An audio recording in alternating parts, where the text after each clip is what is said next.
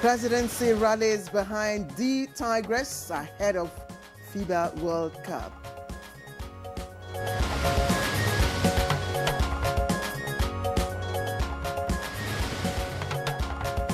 NIMET warns of impending flooding in 12 states.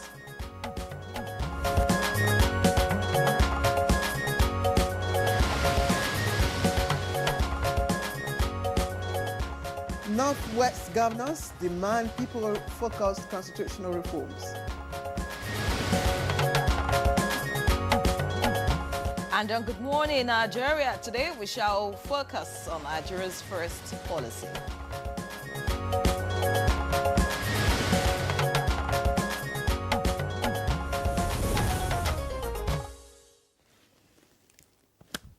The Nigerian government is making a very clear statement, and that's with the new Nigeria First policy. So, if it's made in Nigeria and meets the need, then it should be the first choice, especially for public procurement purposes.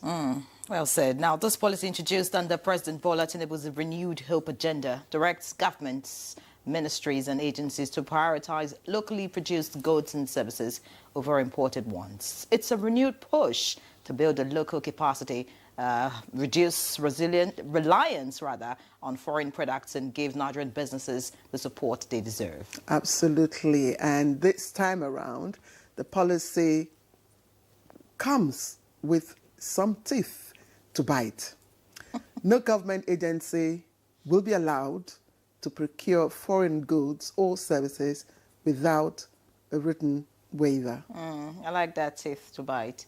Great one. Procurement guidelines are being reviewed. The register of local manufacturers has been maintained, and MDAs are expected to align their practices accordingly. And it's not just you buying made in Nigeria products or even patronizing our services. The policy goes beyond that to focus also on skills, technology transfer, job creation, and building strong value chains across sectors, from the construction sector to ICT, agriculture, and manufacturing. Still, good policies need good follow-through. Nigeria has seen its fair share of great ideas that never moved beyond paper. For this to work, concerned persons insist public officials must lead by example, teaching imported preferences and actively supporting local alternatives.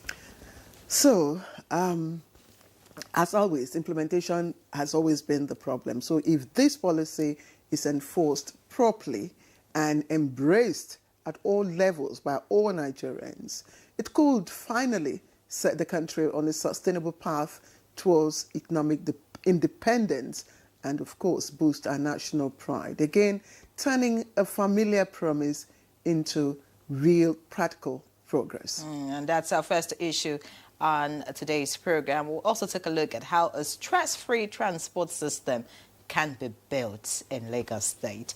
This is our outlook on the program today. Many thanks for joining us. I'm Henry John. Just before Claire introduces herself, Claire, I'm sure you remember last week I talked about, or rather we both talked about joining yes, the football club. Yes, the Falconets. Yes, exactly. You know, seeing what played out yesterday with the basketballers, specifically the Tigress. The Tigress.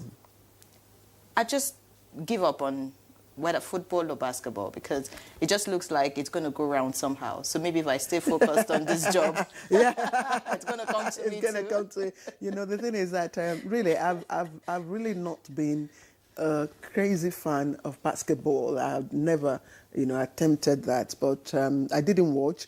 But the fact that they won, and defeated Mali, I hear Mali and Senegal are very strong teams to beat. In fact, the rating, of course, Nigeria had won before, but it was a tight competition. And for the Tigress to retain, the championship for the fifth consecutive time. With a female coach. Yes, with a Nigerian coach. I think that's outstanding, and it's good that the presidency. And when I say the presidency, I mean specifically Mr. President and the First Lady. The support and encouragement that they're showing is a morale booster, and I only hope that it could also be extended to us here. Of course, that's my belief. So please look I at trust us it's going also. to come to All me right. soon. I am Claire Adelabu Abdul Razak. Once again, thank you for joining us this Tuesday morning. It's quite calm. It's breezy though, but it's fine weather for all of us here in Abuja. And you're watching us on the network service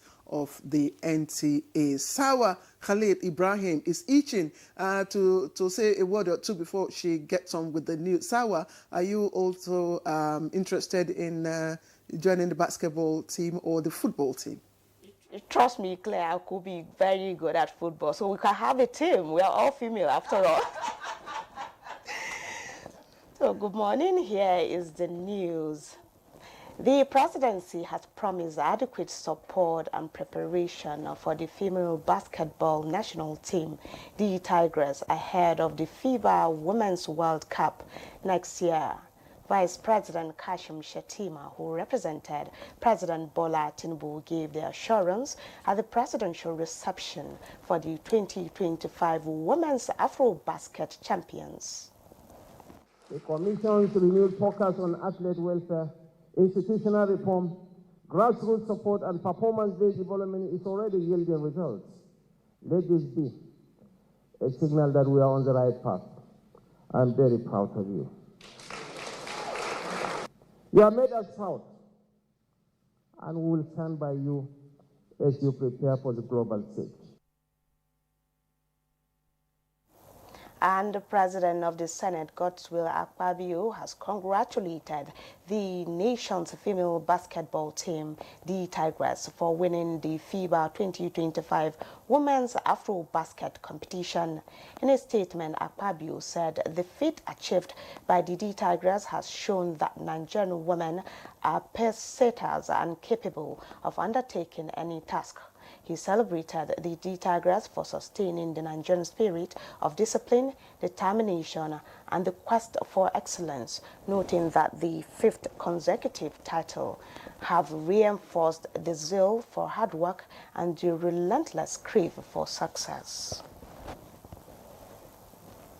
Similarly, House of Representatives Speaker Abbas Tajuddin has hailed Nigeria's women's basketball team, the Tigers, for beating Mali at the final of the 2025 FIBA Women's Afro-Basket, winning the trophy for a record 7th time.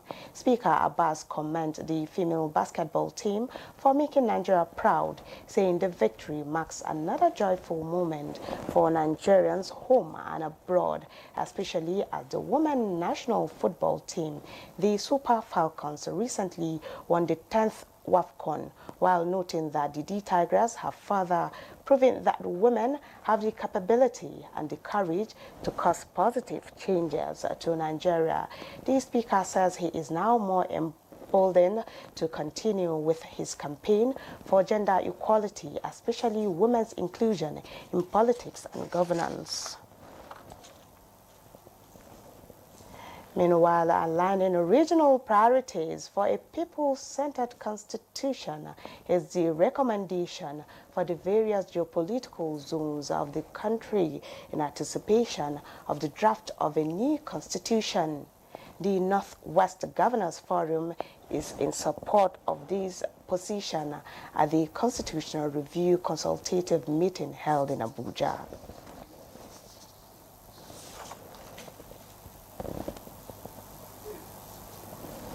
In line with the Chief of Army Staff, Lieutenant General Femi Oluyode's philosophy that centers on transforming the Nigerian Army into a well-motivated, combat-ready force, the Post-Service Housing Development Scheme is upscaling the provision of affordable accommodation for retired Army personnel across the country.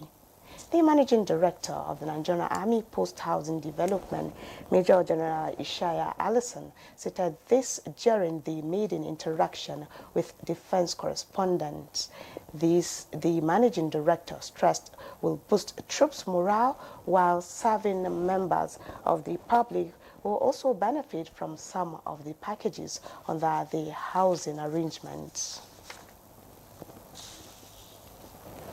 The federal government has addressed concerns about the possible halt in funding for road infrastructure project under the Nigerian National Petroleum Company Limited tax credit scheme, providing much-needed clarity on the matter.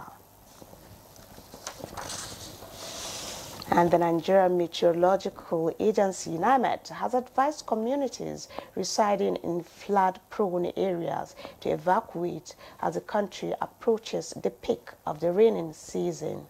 In a statement, the agency said that expected intense rainfall will increase moisture and raise river levels, significantly heightening the risk of flash and riverine flooding.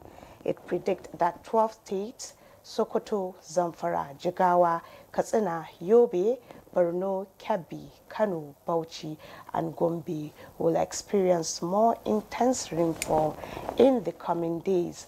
However, NIMET noted that the southwestern parts of the country will experience a dry spell known as the August break, which may last for several days without rain. The Emergency Management Agency is therefore advised to remain on alert.